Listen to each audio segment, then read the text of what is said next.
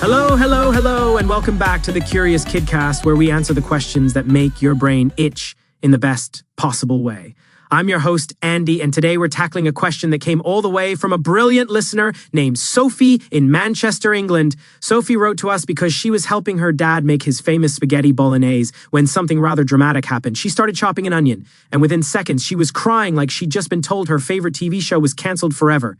Her dad thought it was hilarious. Sophie thought it was extremely suspicious. So she asked us, why on earth do onions make us cry? Brilliant question, Sophie, and I have to say, I've been there. Just last week, I was making onion soup, and I looked like I'd been watching sad puppy videos for 3 hours straight. My neighbor popped round, saw my tear-stained face, and asked if I was okay. I had to explain, no, I'm fine, I'm just being attacked by a vegetable. She backed away slowly. But here's the thing. There's actually some seriously cool science happening when you chop an onion. We're talking chemistry, biology, and a vegetable that's basically a tiny underground ninja. So grab your safety goggles. Metaphorical ones, probably. And let's dive in. Let's think about what an onion actually is. It's not just sitting there in your kitchen being innocent and round. Oh no! That onion has been living underground, minding its own business, and has developed a rather clever defense system. You see, onions can't run away from danger. They can't grow teeth or learn karate or call for backup. They're stuck in the ground. So they came up with something much sneakier. Chemical warfare.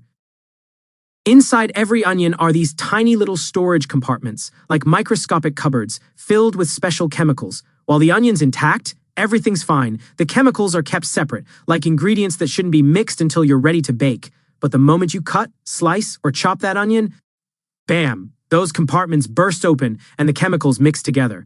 It's like accidentally combining the red wire and the blue wire in a spy movie. Things are about to get dramatic.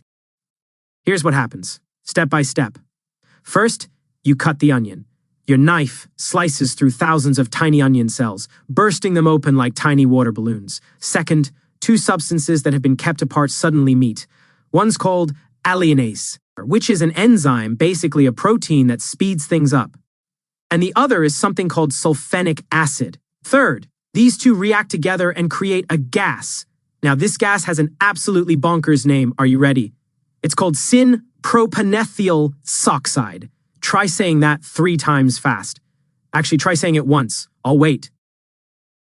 Let's just call it the onion gas because I value my tongue and its ability to pronounce normal words. This gas is invisible, it's light, and it floats right up from your chopping board into the air, heading straight for your eyeballs like a tiny, irritating missile. Now, your eyes are absolutely brilliant at their job. They can see colors, shapes, movements, and they can help you spot when someone's sneaking up behind you with a water balloon. But they're also really, really sensitive. They have to be, because they're exposed to the outside world all day long. To protect themselves, your eyes are covered in a thin layer of water. Tears. That keeps them clean and stops dust and germs from getting in. It's like having tiny windscreen wipers running all the time. But when the onion gas reaches your eyes, it dissolves in that tear film and forms a mild acid. Now, before you panic, it's a very weak acid. Not the kind that melts through metal in cartoons. But your body doesn't know that. Your eyes send an urgent message to your brain saying, red alert. We've been compromised. Deploy emergency tears immediately. And your tear glands, which are like tiny factories sitting just above each eyeball, go into overdrive. They start pumping out extra tears to wash away the irritating gas. That's why you end up looking like you're sobbing over a vegetable, which, let's be honest, is a pretty undignified way to spend an evening. I once had to explain to my nephew why I was crying in the kitchen, and he said, Uncle Andy, are you sad because the onion had dreams? I didn't have the heart to tell him it was just chemistry. For hundreds of years, people knew onions made them cry, but they had no idea why. Some people thought the smell was cursed. Others believed onions released poisonous fumes. A few people probably blamed witchcraft, because back in the old days, people blamed witchcraft for pretty much everything. My onion made me cry? Must be a witch. My toast burned? Definitely witches. It wasn't until the 20th century that scientists finally figured out the real culprit using microscopes and chemistry equipment. They discovered that tricky enzyme and the gas it produces. Fun fact, The gas is actually a sulfur compound, which is a chemical element that also makes garlic smell so strong and gives volcanoes that lovely rotten egg smell. So basically, when you're crying over onions, you're experiencing a tiny kitchen-sized volcano. You're welcome for that mental image. But here's the good news. Scientists and chefs have figured out some absolutely brilliant ways to stop the tears. Let me share my favorites and the science behind why they work. First up, chill your onion. Pop it in the fridge for about 30 minutes before you chop it. Why does this work? Well, cold temperatures slow down chemical reactions. It's like putting the onion's defenses in slow motion. Less gas escapes, which means fewer tears. I keep a couple of onions in my fridge just in case of cooking emergencies. My friend once opened my fridge and said, "Why do you have onions next to your orange juice?" I said, "Trust me, it's science." She still thinks I'm weird. Second, use a really sharp knife. A dull knife crushes the onion cells instead of cutting them cleanly, which releases way more gas. A sharp knife makes a clean slice through the cells.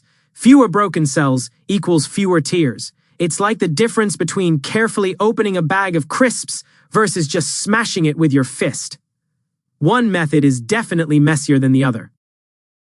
Third, you can chop your onion underwater. Some chefs actually do this in a bowl of water or under a gentle running tap. The water dissolves the gas before it can reach your eyes.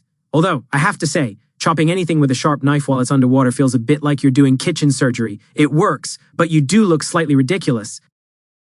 Fourth, turn on a fan or your cooker hood if you have one. The moving air blows the gas away from your face before it can attack your eyeballs. The gas just wafts off into the distance, probably to bother someone else. Sorry, neighbors. And fifth, my personal favorite.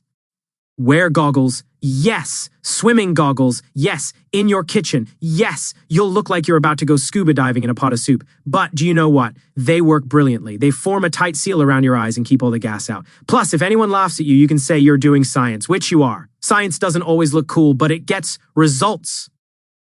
Now, let's talk about some absolutely wild onion facts that you probably never knew and can use to impress people at dinner parties or, at school lunch. Onions have been around for at least 5,000 years.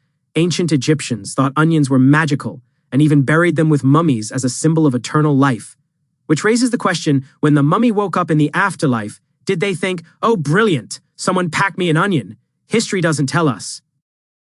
Ancient Greek athletes used to eat onions before competitions because they thought it made them stronger and faster. Spoiler alert, it didn't, but they probably did smell quite powerful. Imagine the ancient Olympics, with everyone reeking of onions. The discus throw must have been particularly fragrant. Not all onions make you cry. Some varieties like Vidalia and Maui onions are much sweeter and milder. They contain less of that tear-making enzyme, so you can chop them without looking like you're watching a sad movie. Where were these onions all my life? Scientists in Japan actually created a no-tears onion. They used special breeding techniques to stop the enzyme from forming the gas. They called it the smiley onion, which is possibly the cutest name for a vegetable ever. I want a whole kitchen full of smiley onions. Here's something else that's interesting. Not everyone cries the same amount when they chop onions.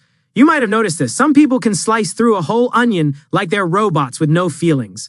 Others start crying before they've even picked up the knife. What's going on there?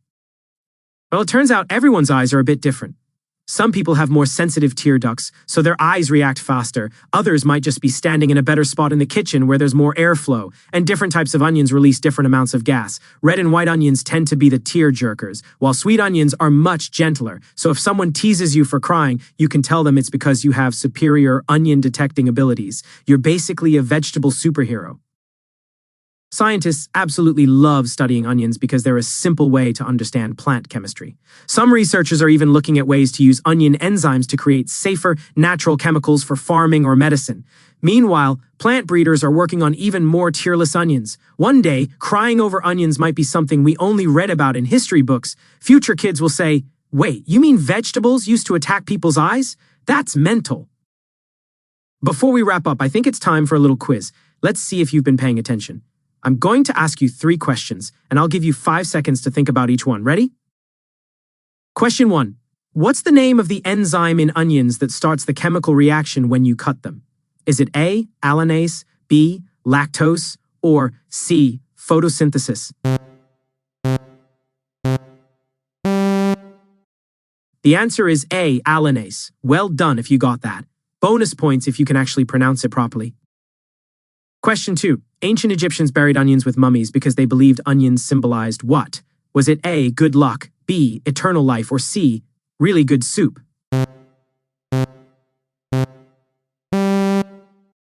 The answer is B, eternal life.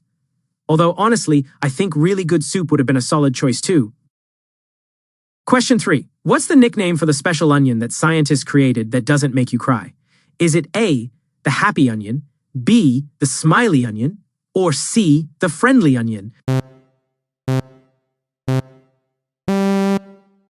The answer is B, the smiley onion. I mean, it's adorable. I want to give it a hug. So, there you have it, curious listeners. The next time you're in the kitchen and you start crying over an onion, don't be embarrassed. Be amazed. You're witnessing real chemistry happening right in front of you. That little onion has spent thousands of years evolving a brilliant defense system, and every tear you shed is proof that nature is absolutely full of surprises. And remember, if anyone laughs at you for crying, just smile and say, "I'm not crying. I'm doing science." Thanks so much for listening to today's episode of the Curious Kidcast. A massive thank you to Sophie in Manchester for sending in such a brilliant question. If you enjoyed this episode, please share it with your friends and subscribe so you never miss another curious adventure. And if you have a question you'd like us to answer, maybe about why the sky is blue, or why do we hiccup, or why does chocolate taste so good, head over to our website at CuriousKidcast.com and send it our way. We read every single one. Until next time, stay curious, keep asking questions, and remember, the world is way more interesting when you wonder about it.